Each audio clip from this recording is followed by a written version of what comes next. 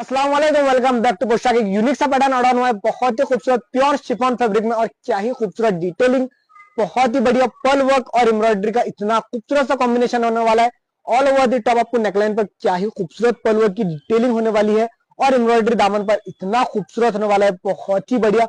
Bottom पर straight pant होने वाली है और बहुत ही खूबसूरत कलर कॉम्बिनेशन होने वाला है। इसमें बेल स्लीव्स मिलने वाला है आपको, बहुत ही खूबसूरत से all over the four side आपको एम्ब्रॉयडरी जीपीओ लेस इतनी बढ़िया होने वाली है, और बहुत ही डिस्काउंटेड प्राइस रेंज में होने वाला है। ये ब्यूटीफुल सी आपको एम्ब्रॉयडरी फोर साइड होने वाली है, प्योर शिफॉन फैब्रिक में उसका दुपट्टा होने वाला है, बहुत ही बढ़िया। First colour, second green colour, इतना बढ़िया होने वाला है। सिर्फ और सिर्फ 100 रुपए की रेंज में होने वाला है, 1800 रुपीज की रेंज में होने वाला है। बहुत ही बढ़िया प्योर कॉम्बिनेशन, इतना खूबसूरत होने वाला है।